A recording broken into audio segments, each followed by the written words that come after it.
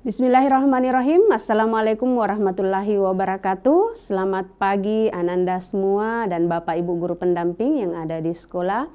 Berjumpa lagi dengan saya Suhartina dalam pembelajaran mata pelajaran ekonomi. Dengan materi kali ini kita akan membahas tentang kertas kerja. Baiklah, untuk selengkapnya mari kita simak pembahasan selanjutnya.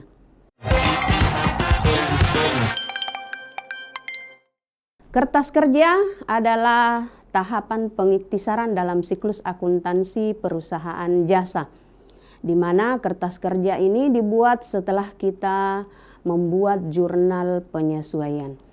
Nah, pada pertemuan kali ini kita akan membahas tentang kertas kerja dengan tujuan pembelajaran sebagai berikut. Yang pertama, menjelaskan tentang apa itu kertas kerja, kemudian menjelaskan tujuan dari penyusunan kertas kerja, dan yang ketiga kita mengidentifikasi beberapa bentuk-bentuk dari kertas kerja itu sendiri, dan yang keempat bagaimana cara menyusun kertas kerja. Oke, baiklah, kita akan masuk ke yang pertama. Apa sih itu kertas kerja? Kertas kerja biasa disebut dengan istilah worksheet ya, dalam istilah akuntansi. Kertas kerja ini biasa disebut worksheet atau neraca lajur ya. Nah, ini adalah selembar kertas berkolom-kolom yang dipergunakan untuk menggabungkan seluruh data akuntansi pada akhir periode akuntansi. Jadi sumber pencatatan dari kertas kerja ini adalah dari neraca, saldo, dan jurnal penyesuaian. Karena setelah jurnal penyesuaian baru akan kita menyusun kertas kerja. Nah, tujuan dari penyusunan kertas kerja ini yang pertama untuk memudahkan kita menyusun laporan keuangan. Ya, jadi tahap selanjutnya setelah kertas kerja itu adalah laporan keuangan, di mana setelah tahap pengiktisaran itu adalah tahap pelaporan ya.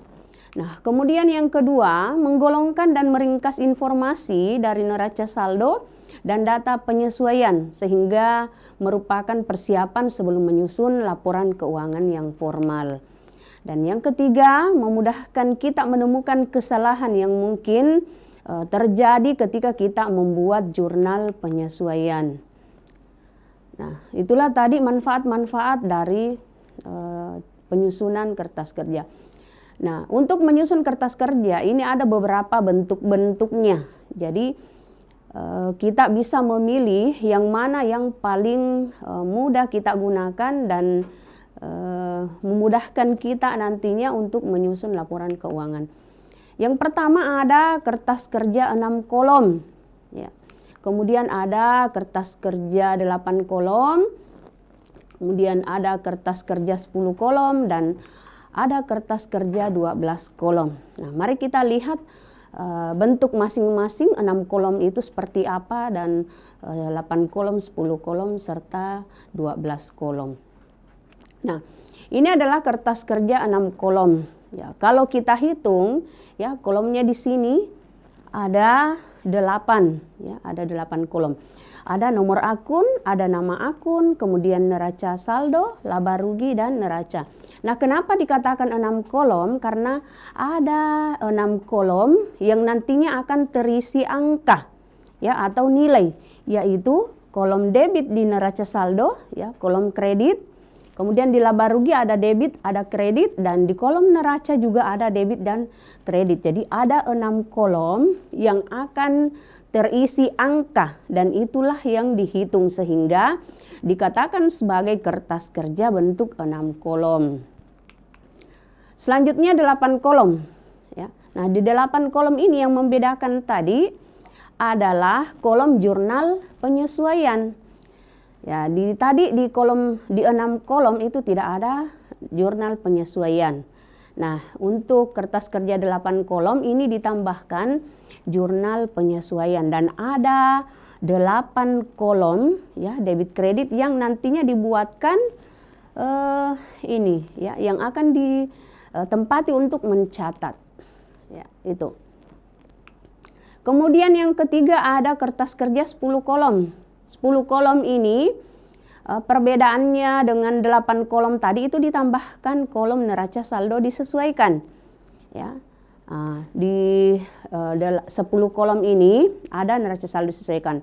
Kalau tadi di 6 kolom hanya neraca saldo, laba rugi dan neraca, kemudian 8 kolom ada AJP dan 10 kolom ditambahkan neraca saldo disesuaikan. Dan yang paling mudah biasanya kita gunakan adalah ini, ya, kertas kerja 10 kolom.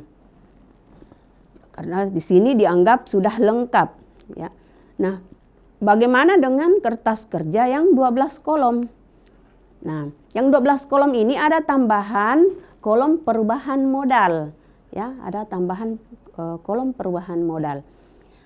Nah, kenapa tidak digunakan yang ini? Ini juga ada yang menggunakan, tetapi seperti yang saya sampaikan tadi lebih mudah menggunakan yang 10 kolom. Kalau ini yang kolom perubahan modal itu nanti bisa kita lihat di laporan keuangan, lebih mudah di situ. Oke, itulah 4 bentuk-bentuk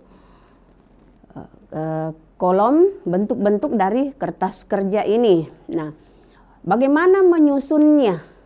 Ya, bagaimana menyusun kertas kerja ini? Nah, pada kesempatan kali ini kita akan belajar menyusun kertas kerja dengan menggunakan yang 10 kolom, ya, karena itu dianggap lebih mudah dan lebih lengkap.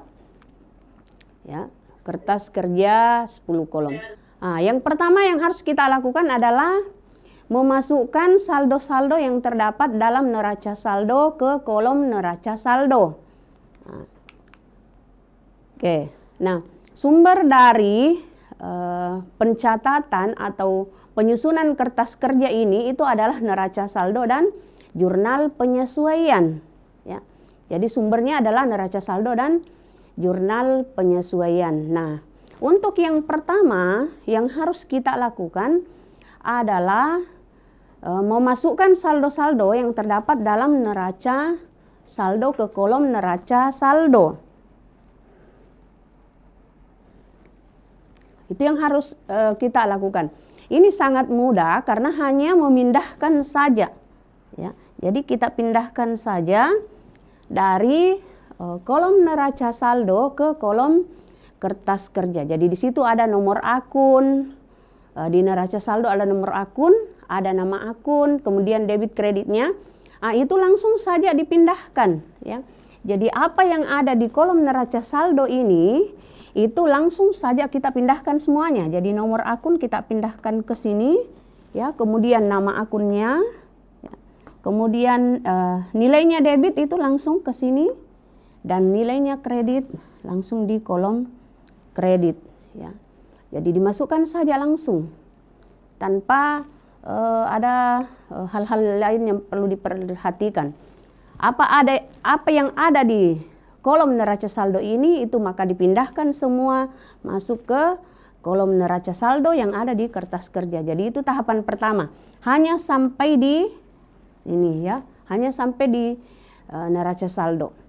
Ketika sudah kita pindahkan semuanya, kita masuk ke tahapan selanjutnya adalah memasukkan jurnal-jurnal penyesuaian ke dalam kolom jurnal penyesuaian. Ya. Jadi sumbernya lagi ini adalah jurnal penyesuaian. Nah, ini jurnal penyesuaiannya. Jadi tadi setelah kita masukkan isinya neraca saldo, ya, itu dengan jumlahnya semua dimasukkan.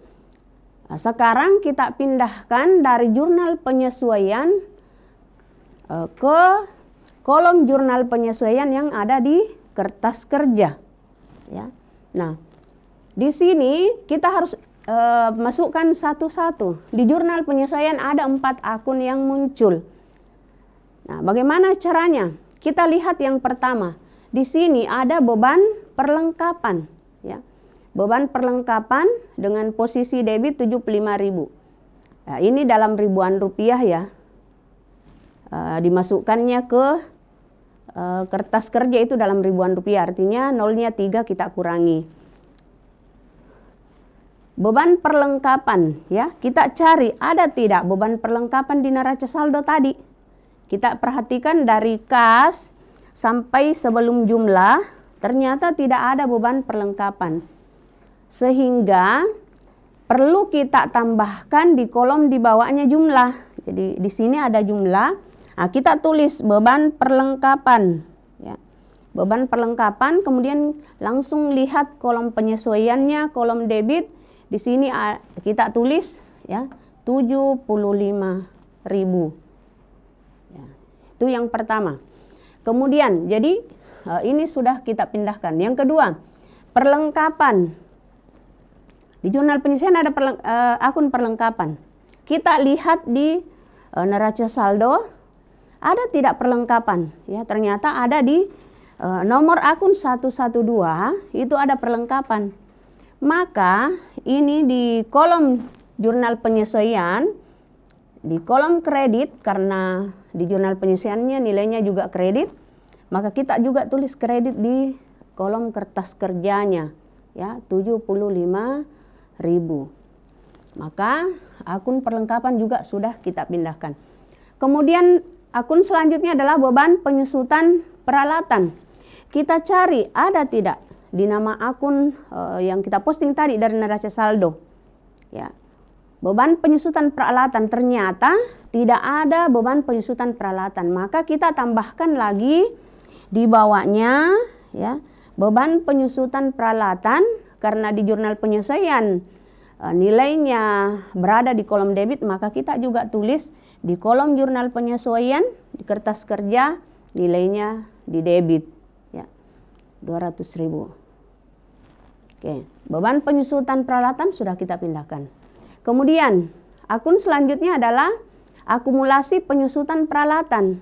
Ya, kita lihat lagi di nama akun yang diposting dari neraca saldo ada tidak akumulasi penyusutan peralatan. Ternyata, ya, di sini ada. Di situ di akumulasi penyusutan peralatan, maka kita lihat nilainya di kolom kredit, maka di kolom jurnal penyesuaian juga nilainya kita simpan di kolom kredit, ya, jumlah yang ini. Oke, jadi yang warna hijau ini langkah yang kedua yang kita lakukan. Jadi setelah kita pindahkan semua dari jurnal penyesuaian, ya, kita jumlahkan nanti di bawahnya, ya, maka selanjutnya kita pindah ke tahapan ketiga. Apa yang dilakukan di tahap ketiga? Mengisi kolom neraca saldo disesuaikan dengan cara menjumlahkan atau mencari selisih antara kolom neraca saldo dengan kolom penyesuaian.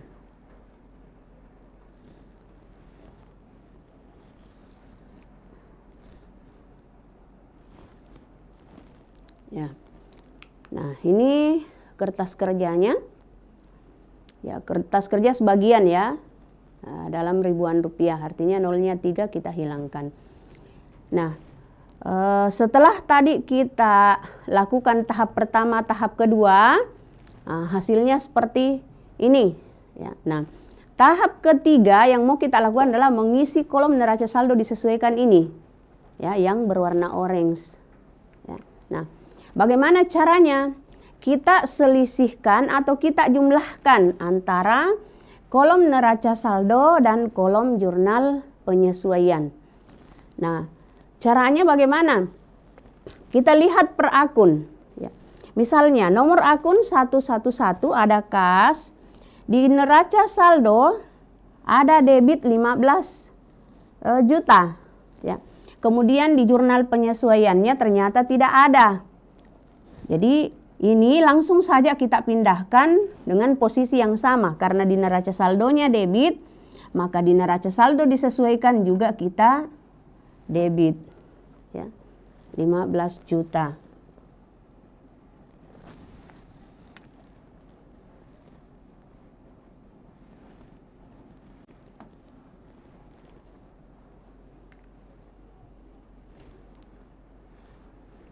So, 15.000 di sini, ya.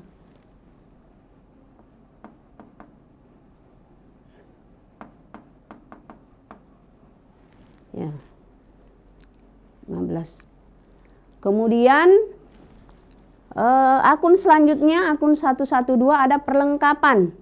Perlengkapan di neraca saldonya ada 100.000. Kemudian di jurnal penyesuaiannya ada kredit 75. Maka debit ketemu kredit itu dikurang. Jadi rumusnya antara neraca saldo dengan jurnal penyesuaian, kalau debit di neraca saldo kemudian di jurnal penyesuaiannya juga debit, maka dia ditambah. Ya. Kalau debit di neraca saldo dan di jurnal penyesuaiannya kredit, maka dia dikurang. Ya, intinya ketika dia sejenis maka dia ditambah, kalau berlainan jenis maka dia dikurang. Ya, itu kata kuncinya. Ya, kalau sejenis misalnya debit dengan debit, maka dia ditambah. Misalnya kalau dia ketemu di sini debit dengan di sini jumlah nilainya, maka dia ditambah. Kredit dengan kredit juga ditambah. Tapi kalau di sini debit, sini kredit, maka dia dikurang. Nah, untuk yang 112 ini di neraca saldo dia debit, sementara di jurnal penyesuaiannya nilainya kredit, maka ini dikurangkan, kita kurangi, ya. Jadi 100 kurang 75 itu 25.000. Ya. Kemudian akun selanjutnya 121 ada peralatan.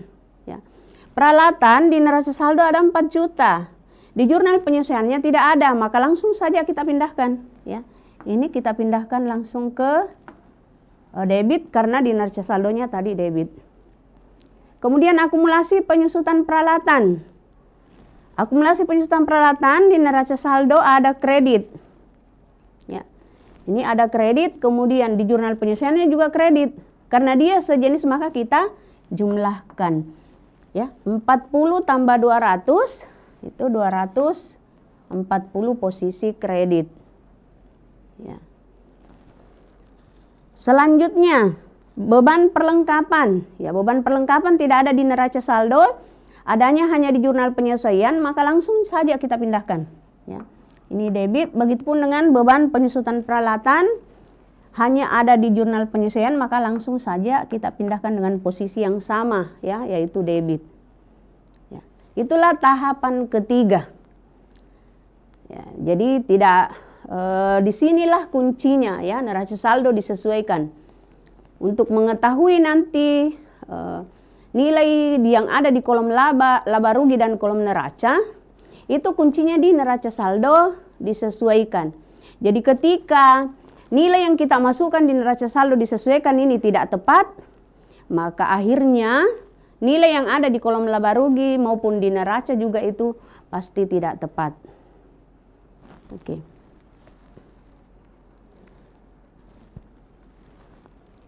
Selanjutnya, setelah kita mengisi neraca saldo disesuaikan, maka tahapan berikutnya, tahapan yang keempat, memindahkan jumlah yang ada dalam kolom neraca saldo disesuaikan ke dalam kolom laba rugi dan kolom laporan posisi keuangan.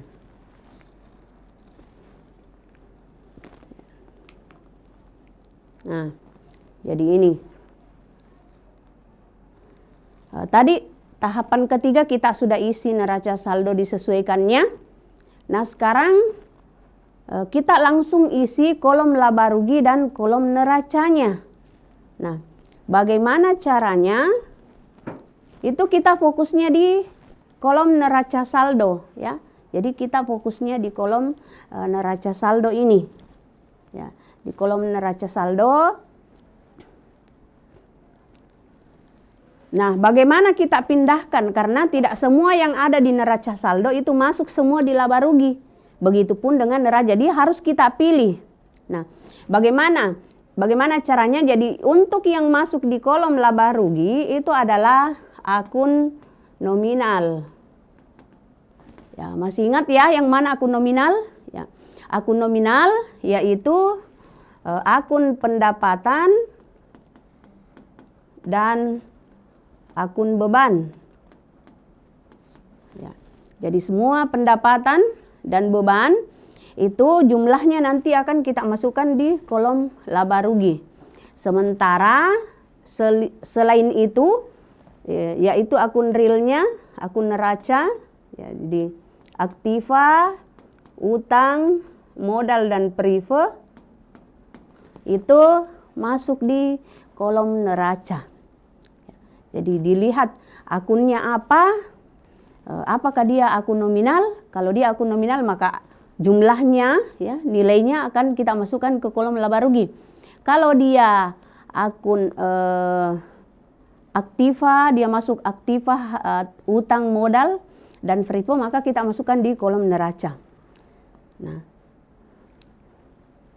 kita lihat kas. Kas itu adalah kelompok aktiva. Maka kita masukkan di kolom neraca ini, kita masukkan di kolom neraca. Ya. Jadi 15 jutanya itu kita masukkan di kolom neraca karena dia kelompok aktiva. Kemudian perlengkapan. Perlengkapan juga kelompok aktiva. Maka kita masukkan juga nilainya di kolom neraca. Dengan posisi yang sama, ya. Jadi kalau di neraca saldonya berada di debit, maka di neraca pun juga kita masukkan di kolom debit. Kemudian peralatan, ya. Peralatan juga aktiva. Maka kita masukkan juga di kolom neraca. Ya, kolom neraca. Kemudian akumulasi penyusutan peralatan, ya. Akumulasi penyusutan peralatan itu juga masuk kelompok aktiva. Maka karena di neraca saldo kredit, maka kita masukkan juga di sini, ya, kredit. Nah, selanjutnya beban perlengkapan. Ya, beban perlengkapan itu adalah akun nominal, ya, yaitu kelompok beban. Maka kita masukkan di kolom laba rugi. Di neraca saldonya berada di posisi debit, maka ini juga kita posisikan di debit. Ya, 75.000. Kemudian beban penyusutan peralatan, ya. Beban penyusutan peralatan itu juga adalah kelompok beban, ya, kelompok beban. Sehingga ini kita masukkan juga di laba ruginya. Ya. Kita masukkan juga di laba ruginya. Nah, kelihatan, ya, yang mana masuk laba rugi, kemudian yang mana masuk neraca. Ya, gitu. Oke, jadi kuncinya di neraca saldo disesuaikan. Angkanya, nilainya itu tergantung bagaimana kita tadi menjumlahkan atau mengurangi, ya, antara neraca saldo dengan jurnal penyesuaian.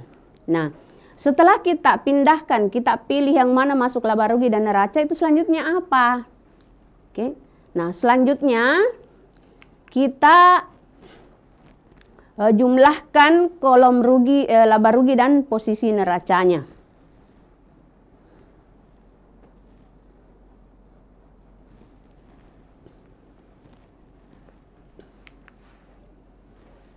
Oke.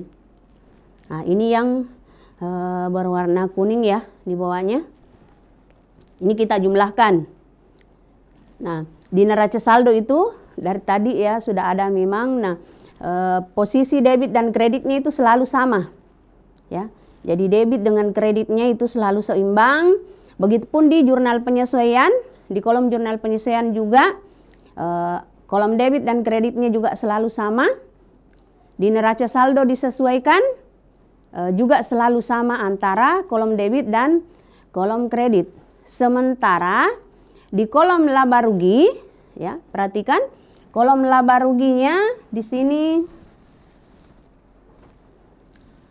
ada di debit 3.375, sementara di kolom kreditnya 8.335. Berarti tidak seimbang, ya, antara debit dan kreditnya. Ya. Nah, bagaimana kalau tidak seimbang? Memang harusnya seperti itu. Karena disitulah kita bisa lihat berapa laba atau rugi yang diperoleh perusahaan. Karena kalau dia seimbang, maka perusahaan tidak memperoleh laba maupun rugi. Ya, itu. Begitupun dengan kolom neraca. Di kolom neraca juga tidak seimbang antara jumlah di posisi debit dan posisi kreditnya. Ya, di posisi debit di sini ada 29.100.000 ya. Kemudian di posisi kreditnya ada 24.140.000. Terjadi selisih. Nah, dari sinilah bisa kita lihat perusahaan ini memperoleh laba apa rugi. Nah, kita kurangi, kita selisihkan antara kolom debit dan kredit. Di kolom laba rugi, di situ ternyata kolom kreditnya lebih besar daripada kolom debitnya.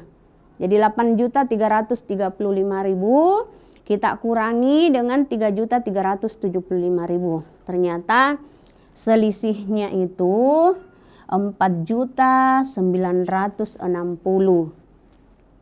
Sementara di kolom neraca kita selisihkan juga dan ternyata yang lebih besar itu adalah kolom debitnya, yaitu 29.100.000, sementara kolom kreditnya 24.140.000. Sehingga di kolom neraca itu selisihnya 4.960.000. Nah, bagaimana meletakkan selisihnya ini? Selisihnya itu kita simpan di bawahnya nilai yang lebih kecil, seperti di laba rugi.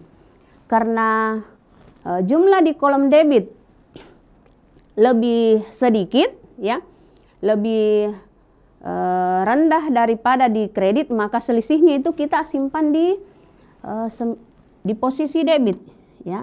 Ini 4.960.000. Ini di posisinya debit, ya. Sehingga di bawahnya itu sudah seimbang, ya. Jadi kita jumlahkan lagi ke bawahnya. Ini nilainya sudah seimbang 8.335.000. Ini juga, ya, 8.335.000. Sementara di kolom neraca, karena nilainya debit itu lebih besar daripada nilai kredit, maka selisih 4.960.000 itu kita tulis di bawahnya di kolom kredit, ya. Jadi selisihnya ini kita tulis di kolom kredit. Dan setelah itu jumlahnya itu harus sama. Di bawahnya, ya, 29.100.000. Di kolom kredit juga 29.100.000. Nah, sehingga perusahaan ini mendapatkan laba bersih. Jadi kapan dikatakan laba? Apabila di kolom laba rugi kreditnya, ya, ini kreditnya lebih besar daripada debitnya, maka dia laba. Tapi kalau kolom debitnya lebih besar daripada kreditnya, maka perusahaan rugi. Nah, kebalikan dari di kolom neraca. Kalau di kolom neraca, debit harus lebih besar daripada kreditnya untuk mendapatkan laba.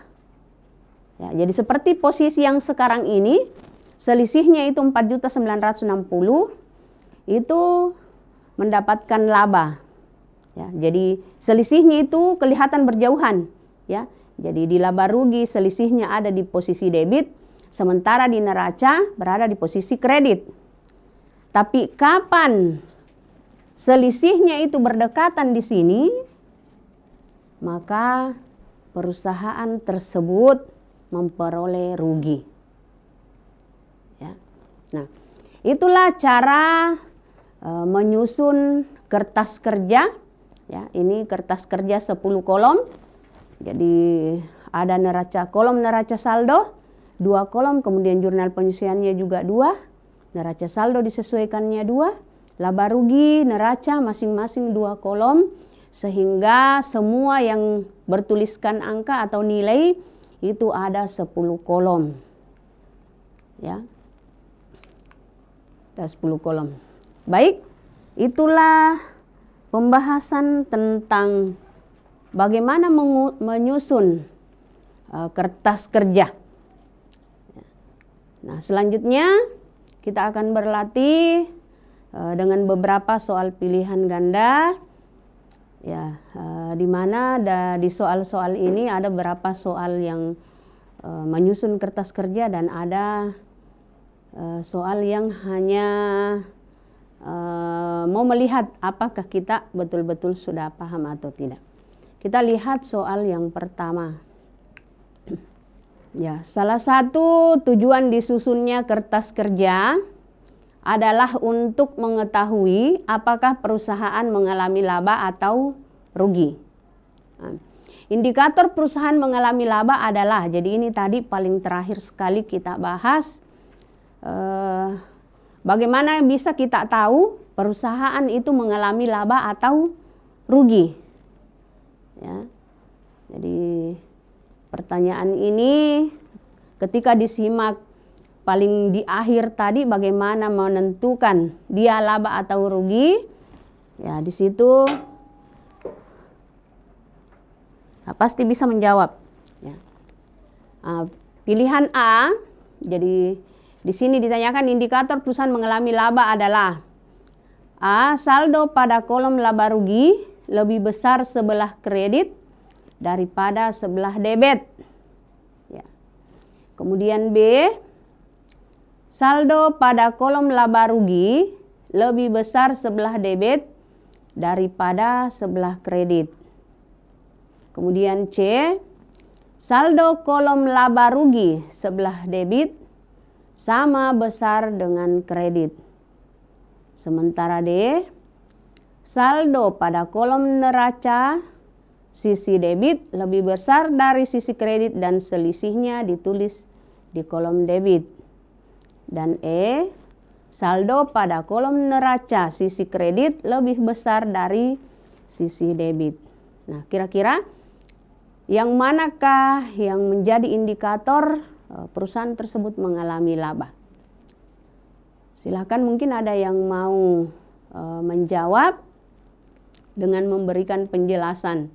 Ya, kenapa bisa, mungkin kalau memilihnya A, saldo di kolom laba rugi lebih besar daripada kreditnya,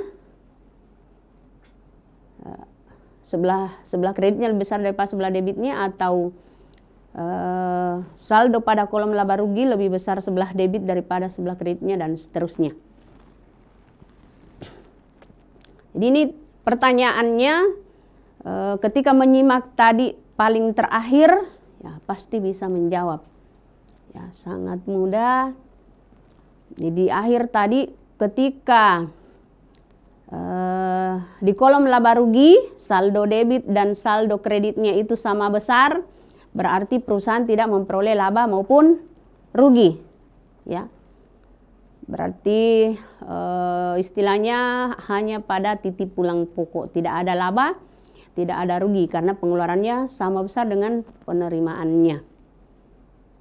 Sementara kalau kreditnya lebih besar daripada debitnya, maka perusahaan akan mendapatkan laba. Oke, sehingga pada soal ini yang menjadi indikator perusahaan dia mengalami laba adalah ketika saldo di kolom laba rugi sebelah kreditnya lebih besar daripada sebelah debitnya. Ya. Soal selanjutnya. Oke, ini sebagian neraca lajur atau sebagian kertas kerja. Nah, kita diminta untuk menyelesaikan kira-kira penyelesaian akun atau rekening yang benar dari neraca lajur atau kertas kerja ini yang mana? Ya, di nomor 1 ada beban sewa. Namanya sebagian ya, jadi neraca saldo dan jurnal pensiun sudah tidak dimasukkan karena memang kunci dari kertas kerja itu adalah 3 kolom ini. Neraca saldo disesuaikan, rugi laba, kemudian neraca. Yang pertama beban sewa. Beban sewa di neraca saldo disesuaikannya ada debit 10.000. Kemudian dia masukkan di rugi laba kolom debit 10.000. Ya, kira-kira ini sudah tepat atau belum ya? Kemudian yang kedua, sewa diterima di muka. Ya, di neraca saldo disesuaikan, dia posisikan di kredit dan dia masukkan di kolom rugi laba. Kemudian pendapatan bunga, kolom kreditnya di neraca saldo disesuaikan itu 15 juta. Kemudian dia pun memasukkannya di kolom rugi laba, kredit 15 juta. Ya. Nah, kira-kira yang manakah yang paling tepat? Ya. Apakah nomor 1 itu sudah benar? Nomor 2, apakah sudah sesuai? Ya. Jadi caranya kita pilih seperti yang penjelasan paling akhir tadi ya. Kolom rugi laba itu atau laba rugi isinya adalah kolom akun nominal. Ya, akun nominal. Sementara di kolom neraca adalah akun real. Ya, jadi Anda hebat semua harus memang tahu yang manakah itu akun nominal ya, yaitu pendapatan dan beban. Kemudian di kolom neraca akun real adalah aktiva utang modal ya, ditambah dengan prive. Nah, kalau kita lihat di sini nama akunnya ada beban sewa, kemudian sewa diterima di muka. Nah, beban sewa adalah kelompok akun nominal. Kemudian sewa diterima di muka adalah kelompok akun neraca. Ya. Kemudian pendapatan bunga itu kelompok akun nominal. Oke. Nah, banyak yang menjawab B. Ya. Ya, kita lihat apakah betul jawabannya 1, 3, dan 4. Oke, tepat sekali, ternyata banyak yang sudah menyimak ya. Jadi beban sewa itu sudah benar. Kemudian nomor 2, sewa diterima di muka. Kenapa tidak benar? Karena harusnya masuk di kolom neraca. Sementara pendapatan bunga itu juga sudah tepat. Kemudian gaji yang masih harus dibayar itu juga masuk di kolom neraca. Ya, gaji yang masih harus dibayar itu sama dengan utang gaji. Ya, kemudian beban penyusutan peralatan, kenapa tidak benar? Karena harusnya masuk di kolom laba rugi atau rugi laba, tetapi di sini dimasukkannya di kolom neraca. Baik, kita lanjut ke soal berikutnya. Apabila perusahaan mempunyai pendapatan jasa sebesar 10 juta dan jumlah biaya yang dikeluarkan 4 juta. Sedang pemilik perusahaan mengambil uang untuk keperluan pribadinya 1 juta. Maka laba bersih perusahaan pada tahun 2021 yang terlihat di kolom kertas kerja adalah berapa? Ya, apakah 4 juta, 4.500.000, 5 juta, 5.500.000 atau 6 juta? Ya, silakan Anda hebat semua yang mau menjawab. Ya, jadi di sini kita diminta menghitung. Ya, jadi harus tahu di kolom laba rugi itu kan jelas ya. Di kolom kreditnya masuk pendapatan, di kolom debitnya itu beban. Nah, kira-kira kalau pendapatannya perusahaan 10 juta, kemudian biaya-biayanya 4 juta, maka berapakah laba bersihnya? Jika ada juga prive yang diambil itu 1 juta. Kira-kira berapa laba bersih perusahaan pada akhir periode? Ya. Kita lihat. Nah, ternyata karena pendapatannya 10 juta, kemudian biaya yang dikeluarkan 4 juta. Jadi untuk mendapatkan laba itu kan pendapatan dikurangi dengan beban. Nah, sementara untuk prive itu tidak menjadi tidak ada pengaruhnya. Kenapa? Karena prive itu bagian dari kelompok neraca. Ya. Sehingga 10 juta kurang 4 juta adalah 6 juta. Ya, banyak yang menjawab E, ya sudah tepat sekali. Oke, ini yang terakhir. perhatikan nama-nama akun berikut ini. Jadi ini hanya kita mau tahu kira-kira yang manakah dari akun-akun ini yang pada kolom neraca saldo dicatatnya sebelah debit ya. Di kertas kerja di kolom neraca saldonya itu yang berada di sebelah debit ada 8 akun ya. Ada kas, piutang, peralatan, utang gaji, kemudian ada modal lisa, prive lisa, pendapatan jasa, dan beban gaji. Ya.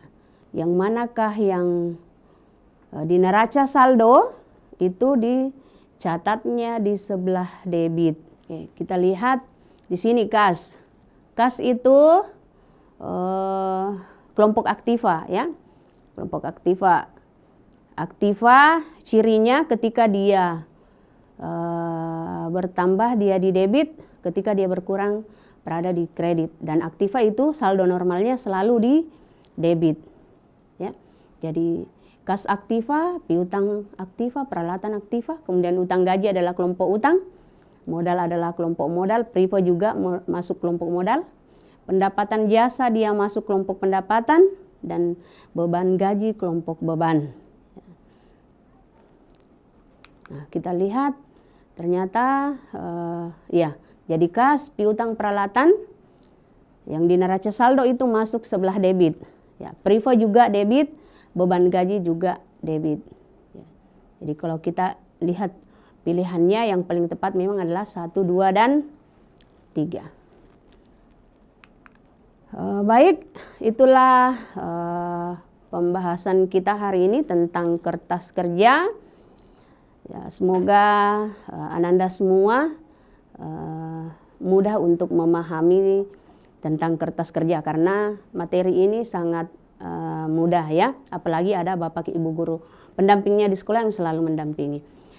Baik, kita akhiri pertemuan kita kali ini. Mohon maaf jika banyak kekurangan. Wabillahi taufiq wal hidayah. Assalamualaikum warahmatullahi wabarakatuh.